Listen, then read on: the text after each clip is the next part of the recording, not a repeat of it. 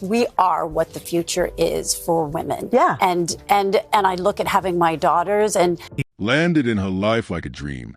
She was 40, healing from divorce. He was 25, charming and promised her the world. But what started as Hollywood's most talked about romance ended in Demi Moore's darkest chapter. Now at 62, she's finally telling the whole story. The miscarriage they kept secret, the 3 she regrets, and the addiction that nearly killed her. This is what really happened between Demi and Ashton. Demi Moore was born on November 11, 1962 in Roswell, New Mexico. Her life was difficult from the start. Her father left before she was even born, and her mother struggled to take care of her. Things got worse when, at just 15, Demi went through a horrible betrayal. In her memoir, she shared how her mother allowed an older man to hurt her for $500. This left deep emotional scars that stayed with her for years. Her home life was chaotic. Both her parents drank heavily and the family moved constantly, over 30 times by the time she turned 14. Demi never felt stable or safe. When she was just 12, she experienced something no child should. Her mother tried to take her own life. Demi had to dig pills out of her mother's mouth with her small hands while her stepfather held her down. That moment forced her to grow up far too quickly. School wasn't any better for Demi. She struggled with dyslexia and had a condition that required surgeries on her eyes.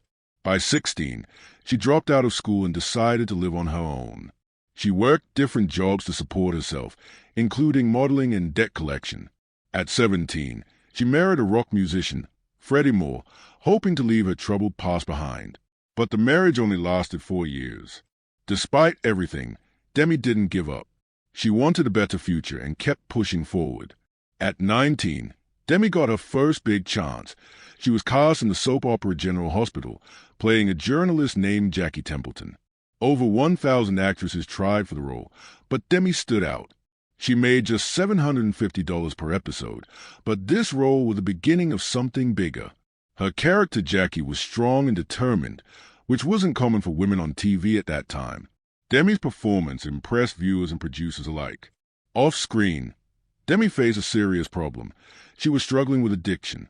She partied heavily, often for days. Her director Joel Schumacher stepped in when he saw her potential. He helped her stay sober by arranging for someone to be with her all the time during the filming of her next big project, St. Elmo's Fire. This support helped her turn her life around. In 1985, Demi starred in St. Elmo's Fire, which became a huge success. The movie was about a group of friends navigating adulthood and featured other young stars like Rob Lowe and Emilio Estevez. Demi played Jules, a party girl with her own struggles, a role that mirrored some of her real-life challenges. But getting the role wasn't easy. Joel Schumacher gave her an ultimatum: get sober or lose a part. Demi chose to fight her addiction and succeeded. The studio even paid for someone to stay with her throughout filming, making sure she stayed on track. The film made Demi a part of the Brat Pack, a group of rising young stars in the 1980s. While the term wasn't loved by the actors, it brought them fame and attention. Demi's performance in St. Elmo's Fire opened more doors for her. Soon she starred in movies like About Last Night and Ghost, which made her one of the biggest names in Hollywood. Years later, people still talk about the Brat Pack. In 2024, a documentary called Brats premiered, where Demi and her co-stars reflected on that era. There are even talks of a sequel to St. Elmo's Fire, with hopes of reuniting the original cast, including Demi. Demi Moore became a superstar in 1990 with the movie Ghost. The film was a massive hit, making $505.7 million worldwide, even though it was made on a small budget of $22 to $23 million. It became the highest-grossing movie of 1990, and at the time, the third highest-grossing film ever. People loved it so much that it became the most rented video in the U.S. in 1991. In Ghost, Moore played Molly Jensen, and her performance touched audiences deeply. The pottery wheel scene with Patrick Swayze, set to Unchained Melody, became iconic and is still remembered as one of the most famous moments in movie history. Her short haircut in the film also became a global fashion trend, with women everywhere copying the look. The movie's success also had a personal side for Moore. While Ghost was topping the box office, her husband Bruce Willis's film Die Hard 2 was also a huge hit. At one point, their movies were the top 2 films in theaters at the same time. This hadn't happened for another married Hollywood couple until 34 years later. The success of Ghost also earned Moore a Golden Globe nomination and a Saturn Award for Best Actress, showing how much critics and fans appreciated her work. The movie wasn't just a love story. It mixed romance, comedy, and supernatural elements in a way that was new for Hollywood. Its success proved that movies with unique ideas could still be big hits. This inspired filmmakers to try more creative storytelling in the years that followed. After Ghost, Moore continued to shine in major roles. In 1992, she starred with Tom Cruise and Jack Nicholson in A Few Good Men. The movie made over $243 million worldwide, and Moore played Lieutenant Commander Joan Galloway, showing she could hold her own in a serious, male-dominated film. In 1993, Moore starred in Indecent Proposal, which was a huge box office success, earning nearly $267 million on a $38 million budget. The movie asked a provocative question: would a married woman sleep with a stranger for $1 million? Moore played Diana Murphy, and her performance started big debates about morality and relationships. But the role also brought criticism. Feminists argued that the movie treated women like property. Moore later said that the backlash she faced during this time was one of the hardest parts of her career. Despite this, she kept taking on bold roles, seeing them as a way to challenge society's expectations about women. Moore's career took an even riskier turn with two controversial movies in the mid-1990s. In 1996, she starred in Striptease, where she played a stripper. The movie got a lot of attention because of its daring subject and Moore's nude scenes. She was paid $12.5 million for the role, making her the highest-paid actress in Hollywood at that time. Then in 1997, Moore starred in G.I. Jane. In this film, she played the first woman to go through Navy SEAL training. To prepare for the role, Moore shaved her head on camera and did many of her own stunts. She also trained hard, building muscle and lowering her body fat to just 10%. These two roles showed opposite sides of Moore. In Striptease, she embraced her femininity and sexuality, while in G.I. Jane, she took on a tough, masculine role. This sparked debates about gender roles in Hollywood. Moore herself reflected on this, saying that playing a stripper upset women and playing a soldier upset men. Even though these movies brought controversy, they also made Moore's star power even bigger. But the criticism and public scrutiny affected her deeply. In her 2019 memoir, Moore shared that this period marked the start of a tough time in her personal life, with struggles involving substance abuse and body image issues. Demi Moore's life took a significant turn when she married musician Freddie Moore at just 17 years old. This happened on February 8, 1980. The marriage didn't come from love. It was more about escaping the pain of losing her stepfather. She admitted this years later in her memoir Inside Out. In fact, the night before the wedding, instead of feeling excited or happy, she was on the phone with another man she'd met on a movie set. Even before it started, the marriage felt like it wasn't going to work. She took Freddie's last name and made it her stage name, which stayed with her for her entire career. During their marriage, they even worked together on some songs like It's Not a Rumor, which became a small hit. But the relationship was tough. Demi was still so young, trying to figure out who she was while being in this grown-up relationship. She later said she sabotaged the marriage herself, knowing deep down it wasn't right. It ended in 1985, but it left a lasting mark on her, shaping how she saw love, trust, and herself. However, Demi's love story with Bruce Willis started like something out of a movie. They met in 1987 at a premiere while Demi was engaged to another actor, Emilio Estevez. The spark between Demi and Bruce was undeniable. 4 months later, they were in Las Vegas for a boxing match when Bruce proposed. They got married right then and there on November 21st, 1987. It was impulsive, but it worked. For a while, they became one of Hollywood's most famous couples. Bruce was a rising star with Die Hard, and Demi was becoming one of the highest-paid actresses ever. They had 3 daughters together: Roma, born in 1988, Scout in 1991, and Tallulah in 1994. But their careers kept them apart a lot, and they had different ideas about family. Bruce wanted Demi to stay home more, but she was breaking records, earning $12.5 million for Striptease, and showing no signs of slowing down. Even with the challenges, they managed to stay close for a long time.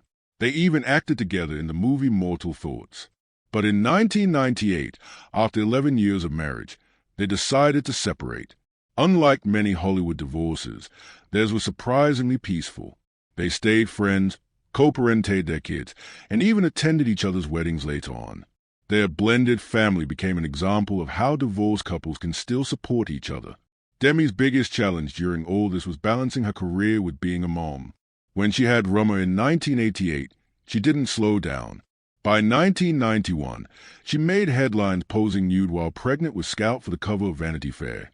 That photo became iconic, showing the world that being mom didn't mean hiding or being ashamed of your body. She worked hard to make her career fit her family life. On the set of G.I. Jane, she had a nursery built for her youngest daughter, but no matter how much she did, she often felt guilty for not being there enough. After splitting from Bruce, she made a huge decision to leave Hollywood and move to Idaho. She wanted her daughters to have a normal life away from the spotlight, even if it meant stepping back from her career. This choice showed how much she valued being a mom above everything else. In 2003, Demi Moore met Ashton Kutcher at the New York premiere of Charlie's Angels, Full Throttle. Demi was 40 years old at the time, and Ashton was 25. Despite the 15-year age gap, they felt an immediate connection. Demi was drawn to Ashton's charm and humor. Within a day of meeting, they had an 8-hour phone call where they talked about their dreams and life philosophies. This deep conversation set the tone for their fast-moving romance. Just 3 weeks after meeting, Ashton had already met Demi's daughters and her ex-husband Bruce Willis. In a bold and surprising move, Ashton proposed to Demi only 2 months into their relationship. He planned a romantic midnight picnic on the beach in Santa Barbara and spelled out, "Marry me," with rose petals. The engagement ring was a 5-carat Ashton diamond worth $250,000. By the 4th month, they had moved in together and even started a production company called Catalyst Films. Their first project, Beauty and the Geek, became a hit, solidifying their status as a Hollywood power couple. However, their relationship faced a heartbreaking challenge when Demi suffered a miscarriage 6 months into her pregnancy. The loss devastated them, but they supported each other through grief counseling 3 times a week for months. Ashton later said this tragedy made him realize he was ready for fatherhood, strengthening their bond even more. The media was fascinated by their 15-year age gap, which became a major topic of public discussion. When they made their debut as a couple at the Charlie's Angel premiere that year, the press went wild. Over 200 photographers crowded the event, and some even offered $100,000 for a photo of them kissing. Late-night comedians and talk shows constantly joked about their relationship, and the term cougar became mainstream, with Demi often being called its poster child. Despite the jokes, Demi and Ashton faced the attention with humor. Demi appeared in a 2005 Saturday Night Live skit wearing old-age makeup, poking fun at the obsession with their age difference. In September 20th, 2005, Demi and Ashton had a private wedding at their Beverly Hills home with just 100 guests, including Bruce Willis. Demi wore a landing gown and Ashton a cream Brooks Brothers suit. They exchanged vows under a Kabbalah chuppah, reflecting their spiritual beliefs. A touching moment came when Demi's daughters, Roma, Scout, and Tallulah, read heartfelt letters to Ashton, who gave each girl a Cartier love bracelet to symbolize his commitment to their family. Bruce Willis was reportedly moved to tears by the ceremony. After their wedding, Demi and Ashton embraced their blended family life. They bought a home in Idaho, where they enjoyed family vacations and hosted theme parties. They often spent time together with Bruce Willis, co-parenting smoothly and even vacationing as one big extended family. Bruce praised Ashton, saying he was one of the only men his daughters had told, "I love you." Ashton's role as a stepfather to Demi's daughters was significant. At just 27 years old, he took on the responsibility of helping to raise 3 girls, aged 17, 14, and 11. He threw himself into the role, attending their school events, cheering at their performances, and even learning how to French braid their hair. Ashton admitted to taking parenting classes to better understand his role, saying, "Love isn't something that gets divided, but grows." He encouraged the girl's interests, helping Roma set up her first Twitter account and producing her film The Whole 10 Yards. Scout credited him with inspiring her love of technology, which led her to study computer science. However, it wasn't always easy.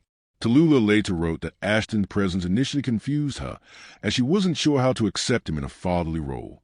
Rummer even admitted she had a crush on Ashton before he started dating her mom, which added complexity to their relationship. Despite these challenges, Ashton remained close to the girls even after he and Demi split. He publicly supported Rummer during her Dancing with the Stars performances and celebrated her pregnancy announcement years later. Ashton said in 2020 that he would always love and root for them, showing his lasting dedication to the family he helped build. Demi Moore and Ashton Kutcher were thrilled when they found out they were expecting a baby. Moore was 41 years old and 6 months pregnant when, during a routine checkup on September 23, 2003, their joy turned into heartbreak. They found out their baby girl, Chaplin Ray, had no heartbeat. This loss crushed Moore, who had been sober for almost 20 years. She blamed herself, thinking her occasional drinking and smoking early in the pregnancy had caused it. The grief hit Moore hard. She became depressed and started using alcohol and painkillers like Vicodin to numb the pain. Her weight dropped, dangerously low, to just 98 pounds. The couple tried everything to have another baby, including IVF, but nothing worked.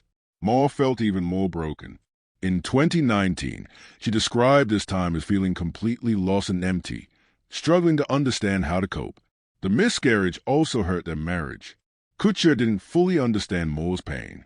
In her memoir Inside Out, she said he tried to support her but couldn't connect with what she was feeling.